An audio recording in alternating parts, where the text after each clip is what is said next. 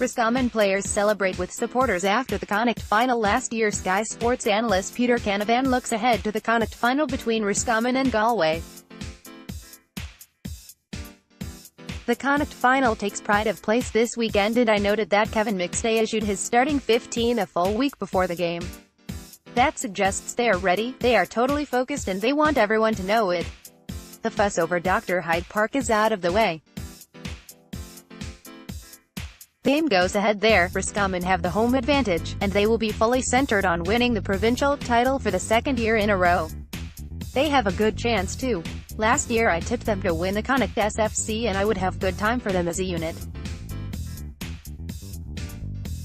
Kevin McStay will be hoping Roscommon can defend their Connacht title. The thing I like about them is that they are pretty settled and they have some decent options off the bench.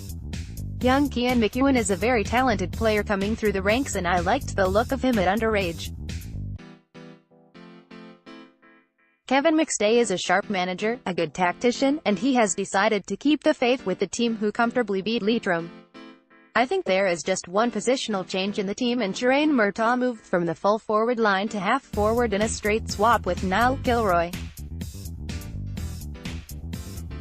Galway will have to keep a very close eye on Diarmuid Murtaugh, who top scored for the Rossies in that 0-2-4-0-1-0 win with 5 points.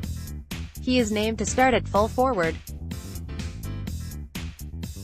The other key players in my view are Cathal Compton and Tadhg O'Rourke, who will renew their midfield partnership and will hope to make inroads, and Fintan Craig, who holds the line at centre-back.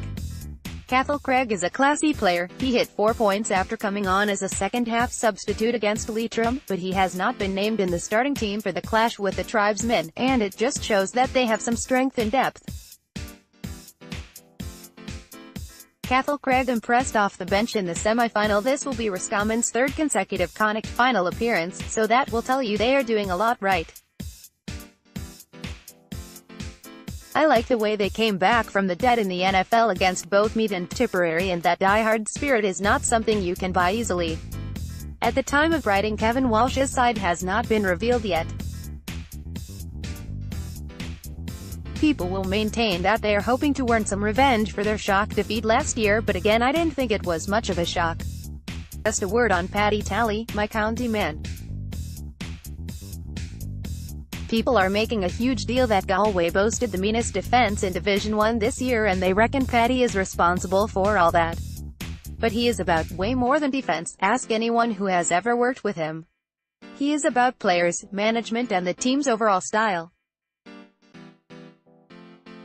Galway had started to lean more on defence before he arrived, but it definitely helped that Paddy was there to help Kevin, and it's no shock that they contested a first Alliance Football League final in 12 years, conceding just a single goal in 7 matches along the way. I am impressed with their organisation. They only leaked an average of 12 points per game and only gave up that 1 goal in the group stages. And in their championship outings to date, they leaked just 0-12 to Mayo and 1-12 to Sligo. Felt they could have gone for Mayo and tried to blitz them, but they were patient and disciplined. Shane Walsh is holding his runs, Damien Comer is tracking all the way back, and they are well set up. Comer is central to Galway's attack. It will be a very tight game, and if Roscommon win, it could kick-start the football championship really. Galway, though, are one of the teams you would hope could challenge Dublin. They are powerful, speedy, lethal on the counter-attack, and they will be hoping to rectify the loss of last year. A defeat here would be a big setback for them. Meanwhile, the second round of the qualifiers start next weekend, and Mayo vs Tip is the pick of that round. But there isn't much else to get excited about. I think hurling has dominated the opening exchanges of the summer, but it might be Super 8 time before football explodes. The Ulster final, for instance, is not going to be for the purists. Donegal will have to find a way to spread their wings, because Fermanagh will have the whole half of their pitch sealed off. You can now receive all the latest GAA news and more on your personal devices. The Sky Sports mobile app will keep you up to date with the latest news from your favorite sports, now including GAA. Here's how to receive the alerts you want.